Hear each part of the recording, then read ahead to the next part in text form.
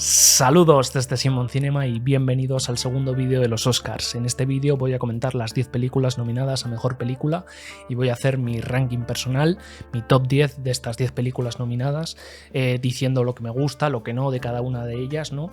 Y haré un ranking empezando desde la que menos me ha gustado a la que más, y espero no excederme en tiempo con respecto al primer vídeo de los Oscars, que ya lo siento que fueron 50 minutazos, me excedí demasiado.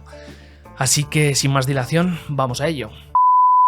Y comenzamos con el número 10, Toda la vez en todas partes. Toda la vez en todas partes es una película con la que no llegué a conectar demasiado, no por la historia, sino por cómo te cuentan esa historia.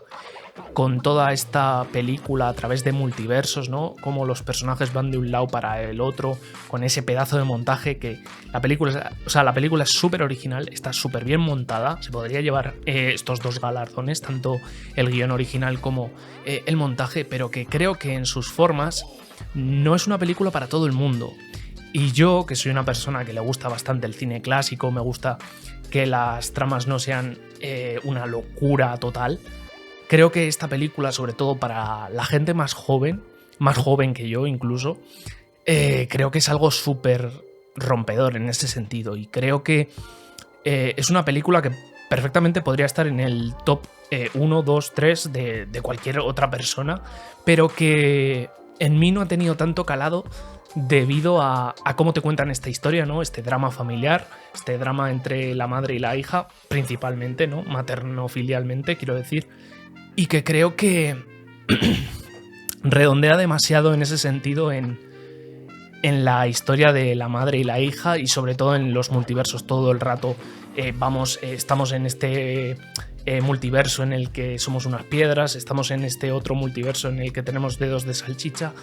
O sea, en plan, todo al final de la película tiene un sentido, lógicamente, pero creo que necesitas varios visionados, y yo necesité un segundo visionado para poder llegar a comprenderla y a entenderla. Pero aún así no he llegado a conectar realmente, pero entiendo que mucha otra gente sí que haya podido conectar con la película, así que por eso ocupa en mi top el puesto número 10. Y vamos con el número 9, Avatar, la segunda parte, El sentido del agua. Una película que me gustó más que la primera. Me gustó más que la primera por el hecho de que, a pesar de que repite la misma fórmula que la primera en cuanto a la historia, porque no varía mucho en ese sentido, me gustó más, pero porque yo creo que tiene más personajes, ¿no? Y porque no se centra solo en el personaje de Jake, sino que se centra en toda la familia de Jake, ¿no? En sus hijos, cuando se están relacionando con el otro pueblo, con los Na'vi del agua y todo esto. Me parece que es algo bastante guay, o que por lo menos a mí se me hizo más ameno, que tenía más ritmo con respecto a la primera película.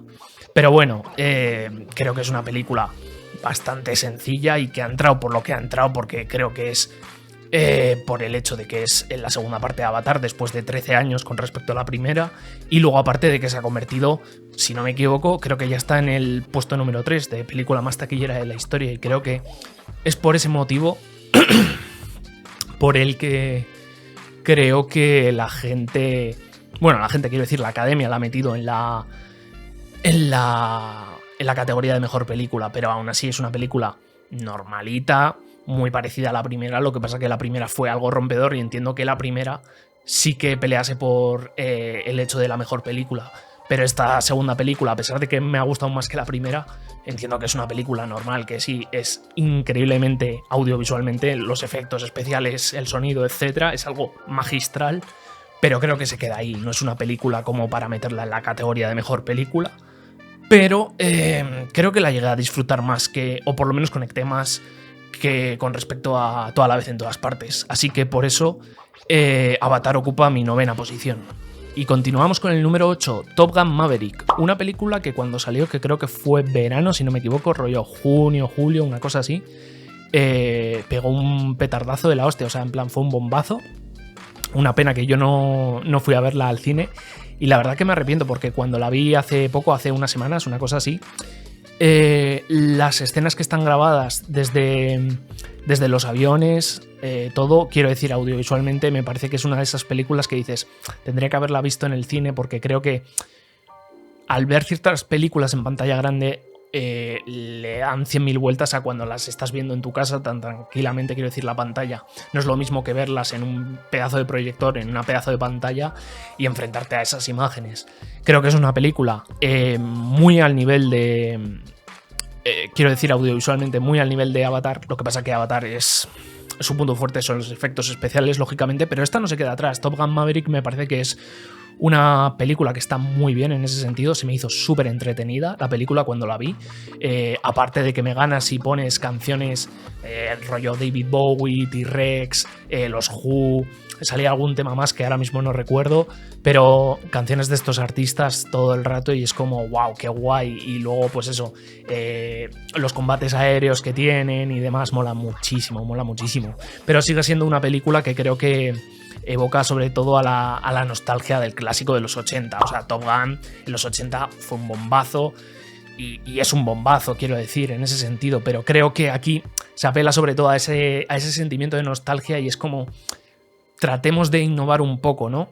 Como en el hecho de toda la vez en todas partes.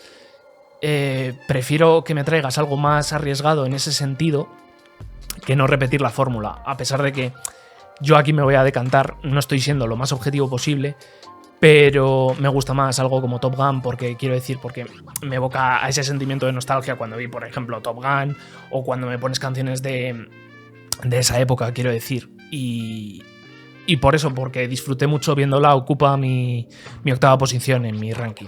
Y seguimos con el número 7, Sin novedad en el frente. Sin novedad en el frente, que arrasó totalmente en los BAFTA hace unas semanas. ¿Qué decir de esta película? Me parece que es una de las películas más potentes en la carrera por la mejor película y que tiene bastantes papeletas a llevarse ciertos Oscars, quiero decir, en bastantes categorías, no solo en esta de mejor película, y que creo que es una película que audiovisualmente es brutal. O sea, en plan, esa sí que es una de esas películas como Top Gun, evidentemente, para ir a verlas al cine, porque creo que la potencia visual de las imágenes que tiene, y sobre todo cuando es cine bélico, como es el caso, me parece que es algo verdaderamente brutal. Me gusta mucho la idea, a pesar de no haber visto las dos versiones anteriores, la del 79 y la del 30, si no me equivoco en las fechas. Claro, no puedo ser aquí objetivo con respecto a analizarla con la evolución de cada una de estas versiones, quiero decir. Pero aún así, Sin novedad en el frente, me parece que es una muy buena película, bélica, quiero decir, pero que creo que redondea sobre todo en el hecho de qué mala es la guerra y evidentemente es un buen manifiesto antibelicista la película, pero aún así creo que todo el rato gira en torno a esa idea de qué mala es la guerra, qué mala es la guerra, qué mala es la guerra. Quizás cuando fui a verla me esperaba un 1917 de Sam Mendes en ese sentido, que aparte de tener ese sentimiento de qué mala es la guerra, ¿no? Todo este contenido antibelicista, tiene ese sentimiento de aventura, ¿no? Con estos dos personajes que intentan salvar a todo ese escuadrón de soldados para que no vayan a una muerte que es segura. No, me gusta mucho más, no por el hecho de que 1917 sea un plano secuencia, que también, sino que tiene como ese sentimiento de trepidante, de aventura, ¿no? Cosa que esta película es totalmente lo opuesto, es realidad pura y dura, crudeza, crueldad, no sé, es todo eso Sin novedad en el frente, y es una excelente película, pero que no llego a conectar del todo, quiero decir, debido a que redondea todo el rato a qué mala es la guerra, pero aún así me parece que es una película súper excelente y que en mi ranking ocupa la séptima posición. Y continuamos con el número 6, Tar. Tar, la película por la que seguramente Cate Blanchett se lleve el Oscar a la mejor interpretación femenina. Está increíble en este papel Cate Blanchett, que creo que se llevaría su tercer Oscar de su carrera, quiero decir. Y que me parece que es una película que trata un tema muy de actualidad, ¿no? De cómo un personaje público, en este caso una compositora de música para orquesta, por una serie de acciones que hace, y en concreto una acción que hace, se ve sometida a la presión social, las redes sociales, bueno, todo esto, cuando una persona realiza una mala acción, como todo el mundo se vuelve en su contra, como todas las redes sociales, como toda la prensa se vuelve en su contra. Creo que es un tema súper potente, súper de actualidad, y que creo que está súper bien tratado en la película, con una excelente fotografía, con un buen ritmo, con un buen montaje, a pesar de que la película me resultó bastante excesiva de duración, porque yo creo que en 2 horas daba tiempo y no en 2:37 que dura la película, y que en ciertos momentos resulta intensa. Pero creo que es necesario porque es el momento más álgido de esa figura pública y de cómo va cada vez más en picado en su carrera, y que creo que está súper bien interpretado por Cate Blanchett, que espero que se lleve la estatuilla. Y con lo único con lo que no llego a conectar con Tar es con el final, ¿no? No sé, quiero decir, como que necesitaría volverla a ver para llegar a entender bien ese final, porque a pesar de que el personaje tiene que acabar como tiene que acabar con respecto a cómo es la sociedad, con respecto a este tipo de situaciones, con este tipo de casos, creo que no llegué a entender realmente el final, o algo se me escapó. Pero bueno, aún así me parece que Tar es una película sublime, en ese sentido es muy clásica con respecto a Toda la vez en todas partes, que es súper moderna, súper rompedora. Tar es una película más tranquila, más pausada, se toma su tiempo para contarte las cosas, etc. Y no tiene miedo a que un plano dure más de lo habitual. La conversación del principio en la entrevista me parece que es sublime, porque parece que estás viendo una entrevista real. Y por eso Tar en mi ranking ocupa la 6ª posición. Y entramos ya en el top 5. En el número 5 he puesto Elvis. Elvis de Baz Luhrmann, un director del que no soy muy fan, director de Moulin Rouge, del Gran Gatsby y de esta película de Elvis. Y que hay ciertas partes de Elvis que me gustan y hay cosas, o sea, otra serie de cosas que no me gustan tanto. Austin Butler me parece que hace uno de sus mejores papeles que yo le he visto. Es increíble la cantidad de movimientos, de ensayos que tuvo que hacer para hacer posible. Quiero decir que cuando estés viendo la película digas, joder, es que es igual que Elvis, en cualquier concierto que te pongas, etcétera. Me parece que es uno de los puntos más fuertes, por no decir el que más. Aparte del montaje, que es sublime. El montaje de esta película, al igual que en Toda la vez en todas partes, es sublime. Y que creo que lo que más me chirría de esta película fue en el apartado de las canciones, los remixes que hicieron, que me parece a mí completamente innecesarios. Entiendo que quieres innovar un poco en ese sentido, que está bien, pero para mí, como fan de Elvis que soy, de las canciones originales, etc., me rompía un poco. Entiendo que lo quieren adaptar a los tiempos más de ahora, más modernos, quiero decir, y sobre todo conectar con la gente más joven que a lo mejor no ha escuchado tanto a Elvis Presley, y que creo que entiendo que es por el motivo por el que lo hicieron. No me llega a disgustar demasiado, pero es una cosa con la que no llegué a conectar. Aún así, me parece que es una película que está muy bien, pero también tiene otro punto que no me gustó, que fue en la excesiva duración. No sé por qué, pero en los últimos años y en concreto en este último año, quiero decir en 2022, creo que últimamente se hacen películas muy, muy, muy largas. Caso de Tar, que me parece excesivo, que le podría recortar perfectamente media hora, y lo mismo a esta película también le podría recortar media hora, porque creo que son también 3 horas. Y en ciertos momentos es como que estás aquí, y estás aquí, y estás aquí, y estás aquí. No es ni una subida ni una bajada gradual, como pueda ser Babylon, que empieza aquí y va bajando lentamente, que eso es lo mejor que tiene la película, el ritmo, a pesar de que la gente lo critique. Pero Elvis creo que es una montaña rusa todo el rato. O sea, en plan, en los momentos musicales estás aquí, pero cuando tiene un drama Elvis estás aquí, y es como todo el rato, y es como, no, hazlo como más gradual, no sé, yo tuve esa sensación. Pero aún así creo que Elvis es una fantástica película, y porque me gusta muchísimo Elvis Presley, su música, etc., esta película ocupa la 5ª posición. Y vamos con el número 4. En el número 4 he puesto Almas en pena de Inisherin, una película que me gustó muchísimo, aparte por las interpretaciones, que espero que Barry Keoghan se lleve el Oscar a Mejor Actor de Reparto, y si cae también el de Kerry Condon a Mejor Actriz de Reparto también, porque están los dos sencillamente brutales. Tienen una escena que es increíble, que es brutal, es súper entrañable, los dos como están, es súper bonita.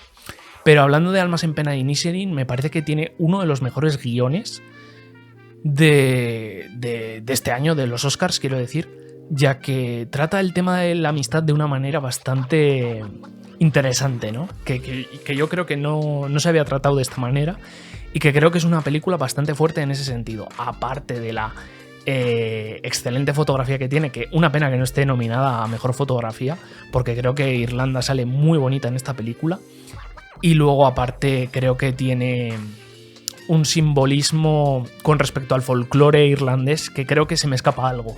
Y tendría que volverla a ver, sobre todo con el personaje de la abuela que aparece anunciando de la muerte de un ser cercano, con el personaje de Colin Farrell me refiero, y que creo que algo se me escapó por ahí, pero aún así me parece que es una película súper entrañable, súper cómica en ciertos sentidos, pero también cruda, con lo de los dedos, con los dedos de Brendan Gleeson. Y bueno, qué decir, o sea, es una excelente película que no os podéis perder y que por eso ocupa mi cuarta posición en el ranking. Y vamos ya con el top 3. En el número 3 he puesto El Triángulo de la Tristeza. ¡Qué película El Triángulo de la Tristeza! No daba un duro por ella, o sea, me puse a verla en mi casa y ¡wow! ¡Qué absoluta locura de película! Me encantó. Ganadora de la Palma de Oro del último año en el Festival de Cannes y que... ¡Qué película! Porque creo que es uno de los mejores guiones de este año, sin duda. O sea, en plan, si el de Almas en Pena de Inisherin es bueno, este yo creo que es mejor en el sentido de toda la crítica social que hace este guión en esta película. Porque tienes todo lo del tema de la pareja de modelos del principio de la película, ¿no? Bueno, que directamente son los protagonistas, realmente. Y toda esa crítica al mundo del modelaje, toda la crítica al mundo de los influencers cuando están al principio en el barco. Luego en el barco, esto ya lo dije en el vídeo de los Oscars, el discurso que tienen entre ellos dos, la batalla dialéctica que tienen entre capitalismo y comunismo, Woody Harrelson con el señor Russo en el barco me parece que es brutal ese combate político, bueno, sociopolítico más bien, que es increíble. Y luego la escena ya en la isla, cómo cambian los papeles, como los de la tripulación pasan a ser los jefes y los otros pasan a ser don nadies. Y qué final, ya lo dije, ese final atravesando la jungla, el chico modelo con ese temazo sonando a todo volumen. Es brutal esta película porque creo que tiene mogollón de lecturas y que no vas a tener esa sensación de que ves la película y no te genera nada. No, te genera, o sea, en plan, la amarás, la odiarás, pero algo va a generar en ti, porque creo que tiene una crítica social bastante potente y que creo que no os podéis perder por nada del mundo, y por eso ocupa en mi ranking la tercera posición. Y vamos con el número 2. En el número 2 he puesto Ellas Hablan. ¡Qué absoluta barbaridad de película! Me encantó Ellas Hablan cuando la vi en el cine, cuando se estrenó. Y que flipé porque me dieron las sensaciones de que era como juntar 12 hombres sin piedad, ¿no? En el caso de Ellas Hablan es un grupo de mujeres encerradas en un sitio hablando de lo que van a hacer con respecto a la situación que están viviendo en esa granja. Y luego sumado a 7 mujeres, la última película de John Ford, y de cómo uno de los personajes al final de la película de 7 mujeres realiza un sacrificio para que el resto de las mujeres que viven en ese sitio pues puedan escapar. Sería juntar esas dos películas, 12 hombres sin piedad y 7 mujeres, por así decirlo, ¿no? Es las vibraciones que yo tuve. Hablando de Ellas Hablan, es hablar de probablemente el mejor guión adaptado de este año, sin duda. Y es una película que solo tiene esas dos nominaciones, la de mejor película y la de mejor guión adaptado, y que es una verdadera pena que no esté la fotografía, porque a pesar de que sea gris, súper cruda la fotografía, me parece que es brutal con respecto a la historia que se cuenta. Y luego aparte la banda sonora, no me critiquéis, no sé pronunciar bien los nombres. Hildur Guðnadóttir, ahora lo he dicho bien, Hildur Guðnadóttir, compositora de, por ejemplo, Joker, por ejemplo. Pues aquí hace la banda sonora en esta película y creo que es increíble su banda sonora, y que podría haber tenido tanto la nominación a fotografía y a banda sonora.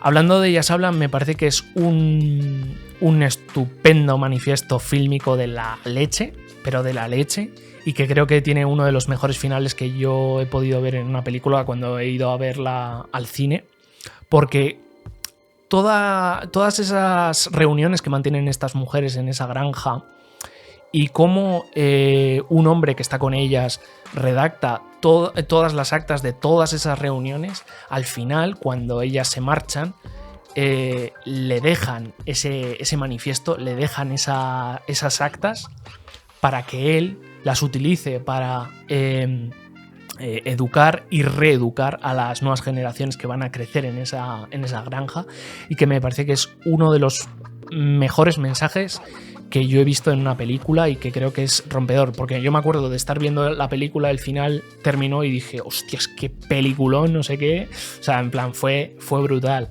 Me parece que Ellas hablan debería tener muchas más nominaciones de las que tiene, aparte de las pedazos de interpretaciones que hay, o sea, en plan, tanto Rooney Mara, Frances McDormand, que a pesar del papel que tiene, que solo creo que tiene 2-3 planos, está increíble y apenas tiene diálogo y es increíble, es increíble. Qué decir, es que Ellas hablan me parece que es una de las grandes películas de este año y que no os podéis perder por nada del mundo, porque creo que el mensaje sociopolítico que tiene con respecto al papel de la mujer en este caso, quiero decir, es algo que toca mucho en la actualidad y que creo que no os podéis perder por nada del mundo, porque creo que te hace reflexionar muchísimo, muchísimo esta película, y que me parece que es una injusticia que no esté nominada a más cosas, porque creo que la película merece muchísimo la pena y que debería haber estado, pues eso, más nominada a más cosas. Así que por esa razón ocupa en mi ranking la segunda posición. Y vamos con el número 1, Los Fabelman, de Steven Spielberg. Sí, por increíble que parezca, he puesto Los Fabelman, una película de Steven Spielberg, y para mí, si tuviese ahora mismo la oportunidad de rehacer el ranking que hice aquí en el canal, que supongo que dejaré aquí arriba, de Steven Spielberg, esta película desbancaría al número 1, que creo que puse En busca del arca perdida, que aún así me parece la mejor de Spielberg, pero que, claro, subjetivamente Los Fabelman me parece para mí mi favorita y la mejor, por todo el tema que trata, ¿no? La vida personal de Spielberg desde que es niño hasta que es más adolescente, en el sentido, y todo lo que te cuenta en la película, no solo los continuos homenajes que tiene hacia John Ford con esa escena final que es historia del cine para mí ya, eso es historia del cine, con lo del horizonte, es brutal, sino ya por el tema de la pasión, de que quiere realizar cine, de que es su sueño, y luego aparte el divorcio de sus padres. En ese sentido es una película con la que no he parado de sentirme identificado todo el rato. Cada vez que la veía era como wow, o sea, he ido 3 veces al cine a verla y era continuamente y es una de esas películas, no sé a la gente, pero a mí que te cambia la vida en un momento determinado, y a veces es como que esperas que saquen esa película, esa canción, ese libro, esa cosa que te haga, en plan, moverte de la situación tan mala que vives en un momento determinado, y que dices, ostras, es que gracias a esto estoy pasando a otro plano mental, en el sentido de voy a lanzarme a hacer esto, voy a hacer lo otro, tal, o no sé qué, ¿no? Cuando de repente a lo mejor escuchas una canción y te cambia la vida por completo, o lees un libro y te hace ver las cosas de una manera totalmente distinta. A mí me ha pasado con esta película, ¿no? Y es un manifiesto fílmico que quizás para algunos resulte muy normal, porque quiero decir, es una película que no es rompedora en ningún sentido, pero que creo que está tan bien tratada, tan bien contada, tan bien escrita, tan bien dirigida, que es eso, que es que no puedo hacer otra cosa más que arrodillarme y decir, Spielberg, eres Dios, ¿sabes? En este sentido, por el hecho de que has sabido poner en imágenes muchas cosas que yo siento ahora mismo, quiero decir, y es una película con la que no puedo ser realmente objetivo. O sea, pienso que objetivamente cualquiera de las otras 2 o 3, quiero decir, que he dicho en el anterior puesto, pues eso, Ellas hablan, El triángulo de la tristeza, Almas en pena de Inisherin, se podrían llevar perfectamente el Oscar a mejor película.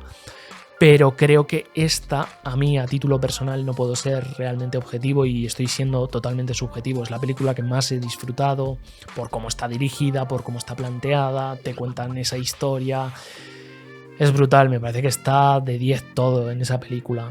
Ya no sé, es una película que a mí me toca muchísimo y que creo que no os la podéis perder, porque creo que habla de la pasión frustrada. O sea, en plan, en un momento determinado te frustras tanto con esa pasión que tú tienes debido a la situación familiar que puedas tener o debido a la situación vital que tú te encuentres en ese momento, ¿no? Y que a veces pues como que abandonas, pero que creo que la película sabe muy bien cerrar, ¿no? No solo por el homenaje a John Ford, que es brutal, sino por el hecho de que cuando sale de la oficina de John Ford, se agarra en la barandilla y sale a cumplir su sueño, creo que te deja ese buen sabor de boca, en el sentido de lánzate, tío, ¿qué tienes que perder? ¿Sabes? En ese sentido, y que creo que es uno de los finales más bonitos que yo he vivido en una sala de cine, ¿no? En el sentido de que el chico se va en los estudios, corrigen el plano para dejar el horizonte abajo y que todo sea inmenso.